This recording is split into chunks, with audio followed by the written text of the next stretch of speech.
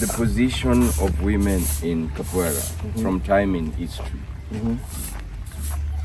Even saying certain things, or even to try to put themselves in my shoes and tell me what my experience is already racist. What was the shift, or what was the turning point for you to decide that now Capoeira for me, and be able to do it for this many years? Hola, ladies and gentlemen. Welcome to another episode of Victors with Victor. This is gonna be interesting. So I did a video yesterday, apologies to my subscribers, and after uploading it I realized the sound was really interrupted, but I was very fortunate because if we didn't have the opportunity again, it would break my heart. So beautiful. If you're new here, please remember to hit that subscribe button. If you're a continued supporter, we celebrate and appreciate you. Of importance is drop a comment on the comment section on your take about this interview. It's gonna be very interesting, and I've really been looking forward to this interview. I was really looking forward to it, and I probably did it when I was nervous, so that's why the sound was not very good. I wanted to get perfect sound, so we ended up with microphones, which led to what it led to, but we still have it, and I'm really honored. So I'm in Nakuru County, which is quite interesting in doing the county stories in different countries. I'm in Nakuru County with some of my friends and colleagues, so we'll be doing an event here. But of importance, the person I did with the interview with, I'm with him here. So we're gonna have a chat with him as I show you guys around Nakuru and the neighborhood. Ladies and gentlemen, are you ready? And in the house we have Mestre Kojo. Welcome to the show once again. Good to be here. I'm very happy. My subscribers were not very happy. They saw the video and they saw the notification. So if you are subscribed and if you are a loyal supporter of our channel, it gives you a notification every time we have a new video. And I have good people from America, from Europe, and from Africa as well who watch our videos every day. So they saw the notification, and when they came to watch, I had dropped it because the sound was not good. But I'm very privileged to have you and to have you out with Nairobi and in the show. Tell our viewers who's Mr. Kojo, your name and where you're from.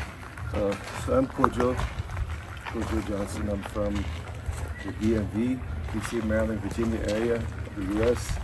Originally from DC, Southeast DC, Southern Avenue. So, what am I doing here? That's a good question. Yeah. So, through Capoeira, Angola, and my mestres and my other mestres, Mr. Programas, Mr. Jurandir, Mr. Valmir, Mr. Moraes, I was really taught the value of using culture as a vehicle to reach people and transform people socially and transform communities. So,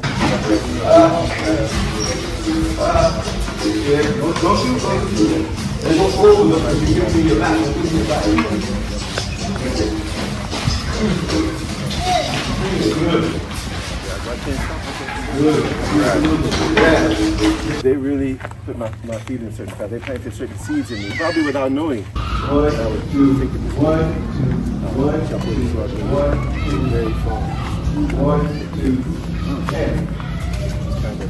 that you're doing in communities. I think you went in so deep very fast. Our viewers should like to know. I know it is the vehicle that drove you to this place, Capoeira. What is Capoeira? Capoeira is one of our expressions is the dance that you fight and the fight that you dance. The dance that you fight and the fight that you dance. So some say it's a martial art, but more than a martial art, it incorporates rhythm. Good. Every singer has a right time to do it. Okay? So I want to play, so I play like this. I'm going to play my ball like this. I'm going to beat you. To the islands of Capoeira, Angola. Right. And particularly to the people who taught me how to teach. So Capoeira Angola is a system actually that evolved or grew up in Brazil, but it was born here on the continent of Africa, in West and Central Africa, among Bantu people. And we believe it came from several different fighting systems, not just one. It wasn't a capoeira, we call it Capoeira Angola because it was called the game from Angola. Right. People knew that it came along with the transatlantic slave trade. It came with the people on the ships from a place called Angola, that we now know as Angola. Even Angola, of course, wasn't, might not have been called that because of this artificial boundaries. But anyway, yeah, so it came from the Western Central region. We know there were several different fight games like Ingolo that evolved in places like Brazil into what we know as There are other forms around the world very similar to capoeira, like Naja in Martinique. So in one statement, what did you say capoeira is to a very fresh viewer who's watching and they don't know capoeira and they want to know it, like we say elevator pitch, but really not something that somebody can grasp if they were listening to one statement. Capoeira is an African diasporic culture. It's an African diasporic martial art that originated in Africa. It's really popularized in Brazil, really evolved in Brazil, I say, because certain changes were made. The berimbau was added.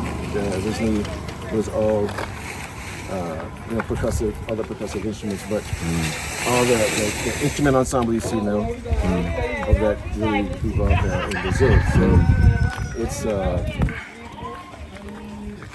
a martial dance, if you will. I like to term it as ritualized combat. Because so ritualized combat. In one statement, yes, it would be a ritualized combat. Yes. What is capoeira to you as Mr. Coach? What is it to me? Capoeira really harmonizes mind, body, and soul. And for me personally, it's a connection to my ancestry. And others like me, it's a connection to my ancestors. It's a calling almost. Right. It's kind of like a calling. So it's something, somebody who studied other martial arts, right? It's something that really connected me. First time when I found out about it, I said, I'm so amazed and drawn because the first time I found out that not only capoeira but a lot of martial arts came out of Africa. Africans really gave these martial arts to the world, and of course adapted them to their culture. But capoeira was something when I found out the origin of it and who the guardians of it were, so to speak. I was really drawn to it. That was that sealed the deal for me. Nice. So now, how did you get into the capoeira practice? And why Africa? It's a long story to how I got into capoeira, but the short version is I was at a transitional point in my life. I was a young man, and basically, quite by serendipity, or really by destiny, this newspaper insert kind of fell open, and it said something about capoeira. It's African, it's martial art of African origins, something other, but it caught my attention. I read it, and from there I was looking for capoeira for a year. That happened in 1987. I looked for capoeira until I found it in 1988. I found a man by the name of Nana Kwekusechi. So 1998 is when you started capoeira, but you discovered it in 1987. Yeah. So a year after. Yeah. And that's about 30 something years. Yeah. It's about 30. I still don't. Yeah, it's almost 30. It's 30 something. Yeah, close to 40. Yeah.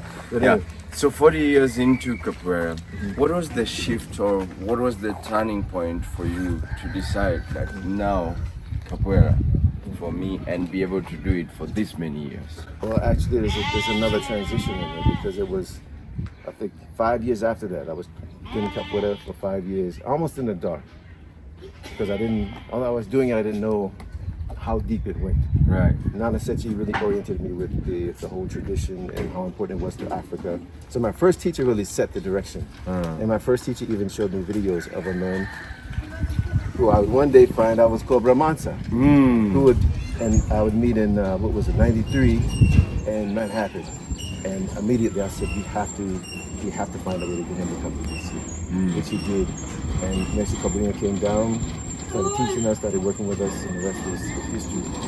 But I wanted to insert that as a very important part of the story because that's what kind of set the rest of the week. So back to your question. I apologize. When was the turning point where you decided it's capoeira and you made the decision to be doing it for 30 plus years? I can't even lie. I would never. I knew once that week, Mr. Capoeira came and gave workshops, right? He went in, we learned to play, we learned the history of the instruments, we learned the music. Just the way I try to teach every time I teach, right? I try to emulate my teachers every time I teach. I was sold. I was locked from then. Right. But never did I think that I'll be doing this in 36 years. I hadn't had any vision that far forward. I just knew this is what I wanted to do. And wherever Capoeira Angola was and my Capoeira ministry was, that's where I wanted to be. Because I learned a lot of life lessons outside of that.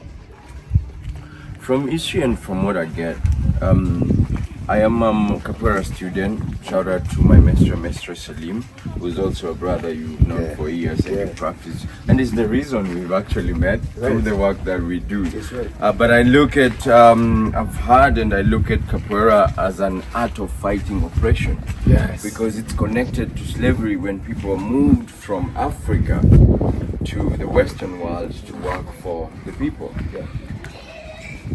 Being an art of oppression, of fighting oppression among black people during that time, what is it about capoeira that you see today that really emulates or really, I don't know how to say it, but really brings about the aspect of fighting oppression in today's world? Well, I think that's a very good question because beyond the physicality of it, of physically resisting oppression, what we learned is mentally how to fight oppression, how to outwit, outthink, outlast. We talk about resistencia. So you have to be able to last in a battle to win it. Right. So a lot of these things we're taught are transferable to fighting oppression locally and globally. Right. And by no small coincidence, the African diaspora, wherever you find us, are facing the same conditions. We're facing the same type of oppression. So Capoeira Angola naturally lends itself to addressing those kind of situations. We call it modern day slavery. Modern day, yes. Yeah. Modern day So slavery. how do you feel that capoeira directly addresses modern day slavery?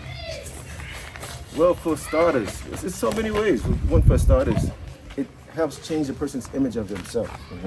So many people, young and old, me personally, transformed how I see myself and what my capabilities and possibilities are. And one might not think so, but once you can take someone who was very rigid in their body and maybe they never saw themselves being very physically capable, Right. and you get them to do something like a cartwheel or a handstand, it's transformative, especially if they're afraid. Right. You get somebody to face what they're afraid to do, it's very powerful. Humble. You get somebody to do something like that is very transformative. So there's that mental leap right there. Then, I'm sorry. So it's also not just from an external oppressor, but it's also slavery from within. Yeah, because we can enslave ourselves from within as well. You have to address that. Inevitably, you have to address the internal. We could remove all the conditions. We could put money in everybody's pocket, right? We talk about reparations a lot. You put money in everybody's pocket, but without us breaking the slavery internally, we'll go right back to where we were. Things will go right back to that level. A question that I want to ask, and I know even within the Capoeira community is one thing that I'm really curious. Capoeira is an art form for the African Americans and Africans, or is it even for the Caucasians, Indians, and other people? You're about to open a can of worms. This has been, it's been a highly contentious, really tense subject within our community. I've at times found myself in the middle of that discussion. But I think, quite honestly, it's only an issue because it's black people we're talking about. There's no other people where we would even question, is it their right to be at the center of their culture? There's no other people you can name. No religious group, no ethnicity. No one would question whether they themselves should be at the center of it and foregrounded in it, be teaching, leading it. Nobody would ever question it. Only when you come to, for some reason, Capoeira Angola, people have felt like, oh, well, I can do this, and I know it. I have cognitive, ability, and I should be able to do it like anybody else. And we have been open in that way. Right. We have, but there is a certain, people have to respect that it has a certain significance to us as Africans and Africans of the diaspora, right, of descendants of enslaved people, right, and liberated people, that this has a certain importance to us and significance to us, especially as you talk about resistance to oppression and resistance to slavery and rebuilding. Right. There's a lot of, back to your earlier question, a lot of it has to do with building community and kind of restructuring how people see themselves and see their community. So then what is the borderline for other people that are brought into the art form? What is the borderline? What is it? Is there a restriction? For example, if we had a Caucasian brother or an Indian brother who wanted to do capoeira and want to be part of it, then what is the borderline? There's, truth be told, nobody can argue this. There's been no borderline. The fact that we bring this topic up and it makes people uncomfortable is one thing, but the truth is this. Well, uncomfortable is good because uncomfortable brings about solution. Yes. So for me, I think in my platform, I want to talk about these uncomfortable things. And in my community, I've talked about uncomfortable things like rape, oppression for women, which really still happens, which is the modern day slavery of our people, even here in Africa. I want to talk about things like what we're talking about now so that the next generation, we have a solution for them. And if you're watching here and you have an input, please drop a comment on the comment section. Absolutely. Yeah. So what is the borderline is my question. Okay, so and this is me speaking. This is not I think people vary quite a bit on this topic here. But they say capoeira is for everybody. So we have opened our doors to everybody. You'll find people of every descent doing capoeira, of every denomination, of every belief, of every identity, every sexual orientation inside capoeira, especially Capoeira Angola. You see our doors are open to everybody. I guess the question then would be, it's often asked, whose is it? The question is often asked, who should be at the forefront of it? Who should be leading it? And I firmly believe it should be those of us of African diaspora. There's no question. If you walk into Europe and you go to a school where they teach capoeira, and you find a Caucasian who is a capoeira master, what would be your take on this? My take is this. Does he know how to lead, teach capoeira? Does he know how to form community? Does he know how to sing? Does he recognize the traditions? Does he respect the tradition and the lineage and the history that it comes from? So there are factors that contribute to 100%. There's factors that contribute to being a mastery. So if he, meets those criteria to be a mastery, I don't really find an issue. And I can say some things about that, but I don't really find an issue. there's a lot to be said about race inside of Capoeira. Right. That's probably a whole nother video. And so interesting. I know. Yeah. I mean, I'll be coming to DC, and I know we'll be doing more videos. We can't do everything with Mestre. Mestre has so much. I've spent almost like 5 days with him, but everything we've talked about, we can't even have it on even 10 videos. It's so much, and that's why I wanted to bring him on the show so he can address it. So you go to Europe, meet your convocation Mestre. He respects and does all those things. Check. Yeah. All the way through. He wants to come to DC to your academy to do a class. Well, you say it as a conditional. Things like that have already happened. Oh yeah. Yeah, we've already received messages of all, many different ethnicities to come, and not necessarily ministries, but teachers, leaders, whatever have you. But I think the question is this, and this is very maybe splitting hairs, but in service of what are we doing it? Okay, you're teaching class in service of what? Now, I will say this: when I go to my community in Washington DC, if a community is called, if I'm called to go to an area in DC, maybe it's marginalized, maybe it's all people of African descent.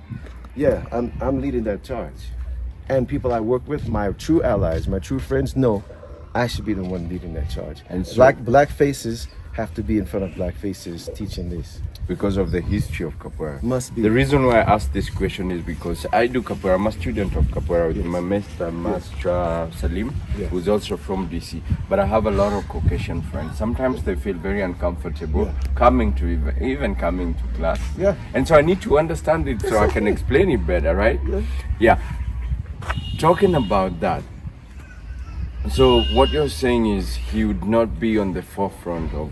Correct. Right, because what I saw in Capoeira this week makes me feel like you've been teaching here for a whole year, and it's only been 3 to 4 days. It hasn't even been a week. It hasn't been a week. So then, because for breakdancing is very different. Breakdancing, which Capoeira is a very different dynamics.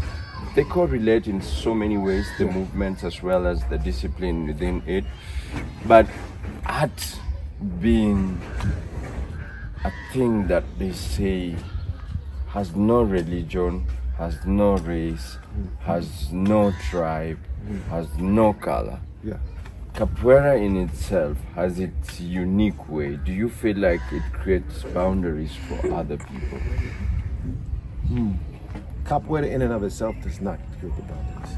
We, the custodians or practitioners of Capoeira, are who lay the boundaries.